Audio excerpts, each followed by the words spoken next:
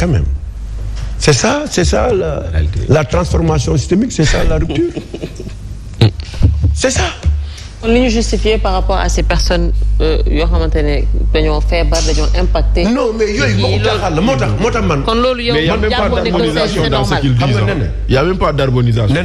boo déglu Amadou Ba sur TFM nga déglu Abdourahmane Diouf mi toogoon fii.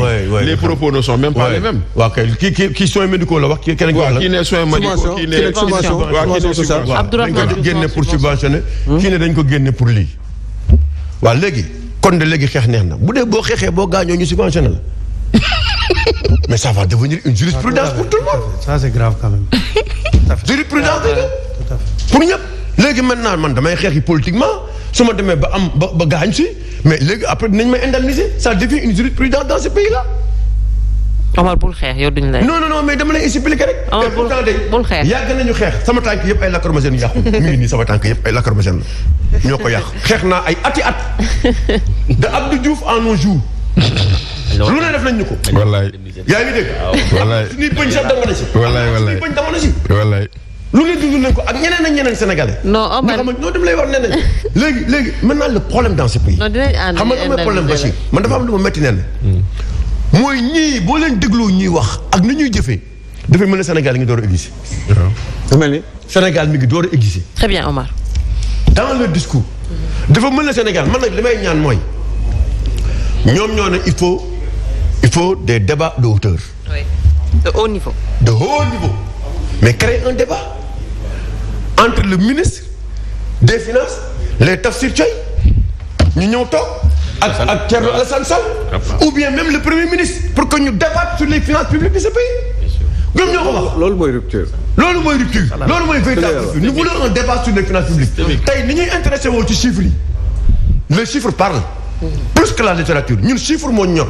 la ñuy wax la ñuy déglu la ñuy expliquer Sénégal yi léegi qu'est-ce qui empêche maintenant aujourd'hui au ministre des finances ou même au premier ministre. mais ñu organiser net il faut saisir l'occasion yaa Bachir sax sur le fond ak ñeneen ngeen saisir l'occasion ne monsieur le premier ministre bind ko non ils viendront pas ñu def un débat loolu amu fi pour ñu xam réellement ce qui se passe léegi man dafa am lu tey sama xel ci les chiffres sur les finances publiques Bachir li tey sama xel mooy Cour des comptes génnagul mais ñu commandité un audit boo xamante ni ne waay Omar waay. c'est un cabinet indépendant man loolu jaaxal la yéen fu mu nekk nii ça lan moo indi loolu lan moo indi.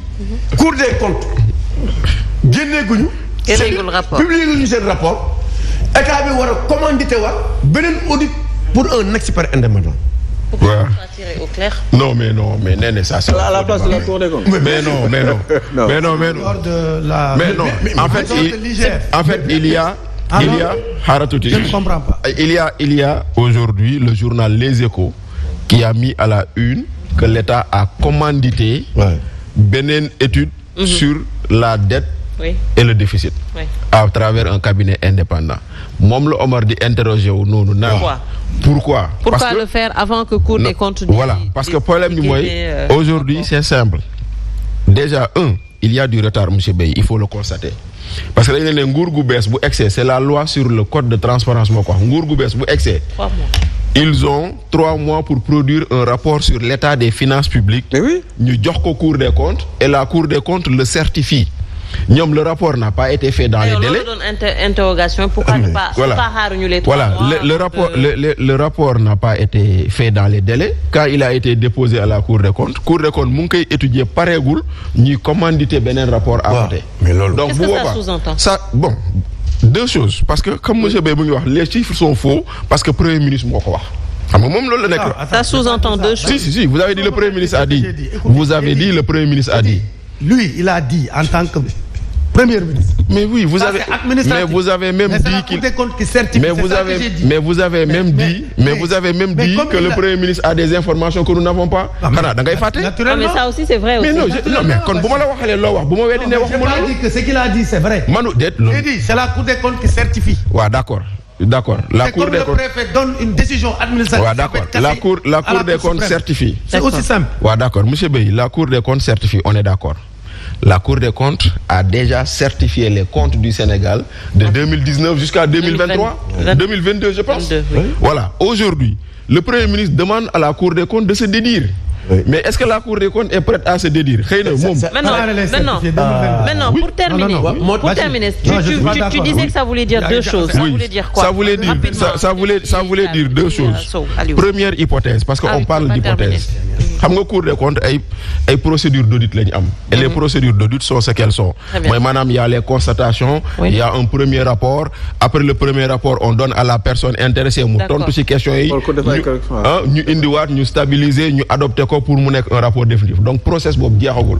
Bu fekkente ne tey jii nii donc soit une chose où la Cour des comptes va à l'encontre du PM. loolu moo waral ñu indi beneen troisième arbitre parce que bu fekkente ne yow da ngaa wax kii wax te déggoo la nañ dem uti troisième arbitre. D'accord. Donc pour moi j'ai le sentiment que peut-être la Cour des comptes va vers une décision qui ne soit pas en faveur de ce que le Premier ministre annonçait par rapport à la vérité sur nos chiffres. Moo dolli ci lenn monsieur Beye suñu budget bii nii rapidement suñu budget bii nii le problème que nous aurons cette année xam nga mooy lan. Vous dites que la loi de finances 2024 initiale n'est pas sincère. C'est ce que vous avez dit. Je le crois. Oui, vous le croyez. Mais maintenant, pourquoi le Premier ministre nous dit que ces chiffres ne sont pas sincères et le budget est adossé sur ces chiffres? C'est-à-dire que ñoom tey jii nii le déficit bu ngay tudd boo xoolee le tableau sur la loi de finances on ne met pas LFR amu ci. Ils disent LFI 2024, LFI 2025. Wow. Donc, mais le LFR là, il n'a pas été renseigné. Oui, c'est renseigné. Il n'a pas été renseigné. Donc, c'est-à-dire que quand c'est pour dire... Non, pas vu le bon document. Non, le document qui a été partagé. Loi des finances le LFR n'est pas renseigné. Colonne LFI 2024, colonne LFR 2024, colonne 2025. Le document avec les écarts 2024. Le document qui a été partagé. Maintenant, pour terminer sur ça, pour revenir encore sur les décrets d'avance. Loi bi lu mu prévoir ni mooy war a nekk condition yooyu noonu. La seule question que le citoyen demande mooy les 3 décrets d'avance yu nekk dans la LFR, est-ce qu'ils obéissent à ces conditions? Parce que tey jii nii impérieuse nécessité parce que luy tey xel moo di ni il y a un arrêté qui a été pris le 30 par la ministre juillet par la ministre pour parler d'indemnisation d'ex-détenus et le parce qu'il y a une corrélation entre oui le 31 juillet il y a un décret d'avance sur 800 millions donc c'est les gens s'interrogent sur ça beneen bi à revenir sur même le taux d'exécution budgétaire qui soit bas mais loolu nee na ñun suñu administration moo ko def parce que mënoo ñëw nga fekk dëkk buy dox nga ne j'arrête les travaux sur la corniche j'arrête les chantiers. Ça peut jouer, je fais du terrorisme fiscal ba pare nga bëgg am recette mënul nekk. Très bien alors rapidement Omar s'il te plaît ñu dem ci Aliou Sow. C'est là où mais il y a un député de l'opposition qui m'a dit que il y a eu une délibération du Conseil des ministres. bi ñu leen envoyé ñoom en date du 18 décembre. que les gens n'ont pas reçu. waaw que les gens peut-être n'ont pas waaw que les gens n'ont pas reçu mais ils n'ont pas reçu. Le Sénégal c'est un état. mais il y a eu ay affaire régime kenn mënu ci dara c'est un état. waaw d'accord waaw mais aussi état bi tamit nañu wax. ñoom ñoo bëgg loolu. donc yooyu xam nga boo gisee affaire bi am problème parce que ñàkk plénière la. xam nga plénière bu amul. mais est-ce qu'ils étaient dans l'obligation de publier. non mais si mais le budget nëbboo ko looy nëbbu ci délibération nëbboo budget kay looy nëbbu délibération. dama lay wax benn affaire. waaw mais même dans son discours à la nation. il a parlé de transparence désormais les citoyens auront l'information. mais ma wax la benn affaire. il faut que ñu publier. mais déjà destiné à l'Assemblée nationale. Cette délibération n'est pas destinée aux populations. L'Assemblée ne représente pas les populations. Mais non.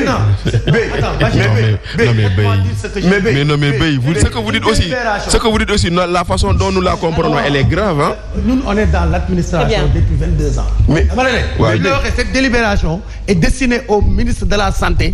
Je le donne même pas au Premier ministre. Moi, agent qui dépend au ministre de la Santé. Je le donne au destinataire. Alors, Djibril, c'est destiné à l'Assemblée nationale. Mais xam nga rupture 22 ans que vous êtes dans l'administration. Je ne défends personne, moi. Je ne suis pas rupture. Pratique yooyu dañu war a arrêter. D'accord. Il faut de la transparence. C'est clair. Donc les décrets doivent être termine vite ñu dem ci Aliou Sow. mais Bey tey ñàkk bañ a def plénière def débat moo ñu indil lii. jeex na parce que tey bu fekkoon ne ñoom Tafsir Thioye yi waxuñ ñu du ñu xam ne 9000 milliards ngeen jëm ci def parce que y' a pas eu de débat. foo koy xamee. foo koy xamee. mais attends ku la koy wax. dëgg la ma teg si. te mooy la première fois au Sénégal ñu gis un budget boo xam ne maanaam les fonds yi nga xam ne ñoo jógee extérieur. sont supérieurs c'est-à-dire aux recettes yi nga xam ne moom. exactement c'était toujours le contraire. c'est du jamais vu. c'est la première fois. te loolu aussi de ce débat parce que il fallait ñu clarifier. Comment ça se fait que dans un pays normal. yow ce budget c'est-à-dire que c'est supporté. plus de 50% par des fonds qui proviennent des financements extérieurs. mais li ñu wax léegi wax ci cabinet d'audit indépendant bi ak Cour des comptes dafa am lu muy conséquences yu grave lu mu mën a jur. Bachir, je suis désolé mais les recettes fiscales de cet État du Sénégal ont plus qu'augmenté de 700 milliards. 700 milliards. Oui. C'est pas ce que la LFI a dit. Non, c'est pas ce que la LFI a dit. La LFR a dit moins-value de recette de 800 milliards. LFR moo ko bind man bind. Mais man la LFR moo bind lu ma wax de. waaw jël rapport d'exécution budgétaire. mais LFR bi nag. non LFR bi nag. la LFR a dit mais la LFR a dit. Je te parle de 2024-2023. Monsieur Bey, quelle que soit l'augmentation. Non 2023 quelle que soit l'augmentation. Moi je veux juste comprendre mais LFR su ko waxee les questions à qui on doit se fier. Mais là mais pour faire simple monsieur Bey la LFR nous dit que par rapport aux prévisions de recettes. xam nga yow yaa wax léegi ni budget c'est des prévisions. Bachir donc termine voilà nga bàyyi di dugg ci débat ci par rapport aux prévisions de recettes il y a une moins-value de recettes de 840 milliards du man maa ko wax LFR bi moo ko bind. Et au même moment ça c'est un déficit global. C'est pas le déficit. Le déficit est à plus que ça. D'accord. Le déficit est à plus de 2000 milliards. J'ai dit. yow tam bëggoo terminer. non yow dama xam nga man saa yi ma waxee. gars yi wax ma bàyyi ñu continuer. D'accord mais bu leen bàyyeeti ñu continuer. non mais xam nga loolu mooy neexal débat. Tu le fais exprès pour gën a kii. guddal wax ji. non waaw. stratégie la non xam nga nee dafa am conséquences yu grave yu muy jur. oui. Il faut être conséquent. Cour des comptes mu ëpp doole lépp ñun ci loolu lañu yaakaar ñun. Bien sûr. les cabinets de début lan lay jëriñ. mais c'est-à-dire que bailleurs de fonds yi ñoom ñëpp. foofu la ñuy teel ñoom moom la ñuy xaar sax. waaw ci loolu la ñuy xaar. moo tax ñu te wax nañ ko. te wax nañu situation bu métti lañ jëm ñoom waxoon nañ ko. oui moo ñu jural yëpp. mais maintenant li gën a grave moom. qu'est-ce que ça veut dire. cabinet boobu. et ça xam nga bu fekkee ne Bassir wax na ko. Cour des comptes xanaa du toog ba tey. wax dëgg. di wax leneen ne day dédire wu moom. wax dëgg moom il va se poignarder. il xool autoflagellation lay def. wax dëgg. c'est-à-dire que tey mu contredire boppam moom. mais c'est Cour des comptes. non c'est extraordinaire. non c'est pas possible. léegi le cabinet de parce que lii l'avenir politique de Sonko est en jeu. baax na daal. parce que il a mis ce pays dans cette situation-là. avec une déclaration si la Cour des comptes confirme comme quoi moom li mu doon wax dara amu si il démissionne. il devra. ah oui. Ah oui. Bah day quitter. C'est une obligation. Parce que li mu doon wax ak lépp dara amu si. mais ça peut être bizarre quand même. Convoquer le gouvernement de face à la nation. mais pour dire loo xamante ne peut-être. amoo yenn information yi. mais n'est-ce pas que moo fi wax ni 1000 milliards mu ngi dans un compte. mais de laaj nañ ko assemblée tontu. mais c'est ça. c'est que dans ñaari situation yëpp ça peut être. qu'on le dise ou pas. dama lay wax rek. C'est une pratique de l'État du Sénégal depuis le Parti socialiste. Et ça, je te le dis. Comme quoi? Maquiller les chiffres. Écoutez, même pas maquiller. Tu sais, moi je te donne des cas que moi j'ai vécu parce que j'étais chargé de faire l'évaluation des dépenses publiques de santé. Je l'ai fait de 2008 à 2012. maa ko doon coordonné damay dugg ci ay comptes yu may fekk salade ak yàpp. C'est prévu des scanners, des IRM. Je te dis, il y a des lignes budgétaires qu'on appelle... Non, attendez, je vous dis comme ça. Et à la base, vous payez des salaires. C'est des casiers. Le budget, c'est des casiers.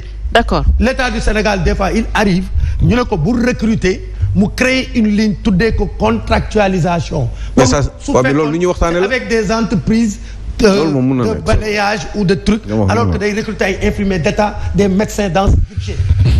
Masse salariale bi c'est des choses que le Sénégal a vécu hein. Ouais mais loolu c'est loolu tamit du maquiller les chiffres pour un détournement. Il arrive que l'État voilà li leen wax ni c'est pas maquillé pour détourner. Non mais justement c'est maquillé dans le but de rien faire. Donc on ne peut pas dénoncer également ça.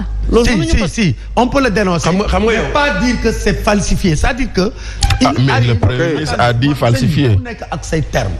Non, entre dénoncer et falsifier, c'est quand même. Expérience, il y a des. Mais quand tu sors un montant de 4 000 milliards sur la dette, dem am feneen foo ko lakk loolu nan la tudd.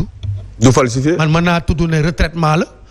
man dama retraité delloo si ko. c'est-à-dire que même le budget bu ñu la ko joxee da nga koy retraité sur le plan financier. Très bien. On le fait chaque jour. donc le premier ministre dina dem ba xam les réalités du pouvoir. loolu nga bëgg a wax xam nga ko moo tax mu waxee nii. dama wax ne les chiffres yàgg na depuis parti socialiste. gars yi dañ koy manipuler certainement. dañ koy manipuler des fois pour que le bailleur n'y voit que du feu. C'est la vérité. Mais ça c'est dans l'intérêt du pays. Mais ça c'est dans l'intérêt du pays. Oui. Est-ce que c'est dans l'intérêt du pays? Ça dépend de quel côté tu es. Mais parce que ça dépend de quel côté tu es. Est-ce que l'intérêt du pays... Non, mais le Premier ministre a parlé de falsification quand même. Non, je parle pas. Je dis non, falsifié. On sait ce que c'est falsifié. C'est des pratiques yu am, c'est des pratiques yu am. Mais xam nga ñu dafa am benn situation bu ñu nekk. loolu xam nañ ko. c'est-à-dire ñu dafa am benn situation bu ñu dund. yow li ngay wax man naa ko xam ak ñun ñi fi toog. mais Sénégalais bii. oui. Sénégalais lambda bi toog fii di jaay ceeb. oui. ñii yor seen Jakarta ñii yor taxi ñoom beneen perception la ñu am ñoom Sonko au pouvoir réew mi day neex. nawuñu ci situation de redressement c'est-à-dire que tey li ngeen di tuddal nii yow ñoom gëmuñu ko xamuñu ko sax. ñoom tey boo toogee ba fii na nga naan leen ay non situation yi Massamba dem loolu mënuñu ko gëm. parce que loolu nga leen gëmloo. D'accord Omar. da nga leen wax 2 mois jóge ci 2 mois toog ba 2025. da ngay ne Sonko la non mais dama lay wax. non si nga bokk yow tamit nag. c'est-à-dire que tey dañuy jàpp Sénégalais bu ne li mu jàpp. ak ki toog kër buntu këram li mu jàpp ak ki daawoon am dara li mu jàpp mooy. mooy lan nga daanelee bu yeggee nguur gi man bu fekkee dama daan am fukki dërëm. Sonko bu ñëwee dinaa am 200 francs. ah bon. bien sûr ba pare ñu door ko. loolu mooy yaakaar ñu door ko. mais loolu mooy espoir non loolu espoir boobu moo tax ñu fal au premier tour. c'est la classe la plus moyenne dans ce pays. non dama ne loolu moo tax. termine Omar termine Omar. Omar termine. non mais attends loolu moo tax. termine loolu moo tax. les Sénégalais xam nañu ne. il faut nga liggéey pour am loo dugal sax. non waxuñu la loolu de. c'est pas par des baguettes magiques. waaw moom lay wax liggéey bi déglul moom laa lay wax dama ne la. ñoom mënuñu gëm situation ne yow boo jëlee nguur bi tu serres la ceinture gëmuñu loolu. comme ba fi Macky Sall nekkee doon nañ am lu néew donc yow boo ñëwee dañu war a am lu neex parce que yow premier tour lañ la fal étant dans l'opposition donc bu ñu wax ne dañu nekk situation de redressement bu ñu liggéey loolu du am. waaw mais d'accord mais loolu liggéey kese moom. Très bien. allez-y. Bon nee na benn information. benn information sur Aliou. Bachir s'il te plaît Aliou may na ma ko. non mayu la. mais Aliou moom mooy maye wala man. non nee na mooy. non il t'a pas donné. juste une petite information. barke semaine passée ñu ngi toog fi ak benn waaye mu naan le Sénégal fait partie des pays les 25 pays les plus pauvres. Oui. Voilà, il y a une résolution des Nations Unies qui est sortie qui sort le Sénégal des pays les moins avancés. Le Sénégal et le Cambodge. Elle date du 19 décembre 2024. Donc au moins nañu bàyyi di toog ci plateau yi naan Sénégal fait partie des 25 pays les plus pauvres loolu musul woon am. avec le Cambodge hein. Avec le Cambodge voilà donc loolu aussi c'était bon. ñu yaa ngi ko doon rectifier. waaw maa ngi ko doon rectifier mais donc maintenant aujourd'hui il y a un document officiel des Nations Unies qui nous sort des pays les moins avancés du monde. Voilà. D'accord, c'est clair. Alors, ñu ngi doon wax tout à l'heure waxu décret d'avance. Il faut qu'on parle de cette question également.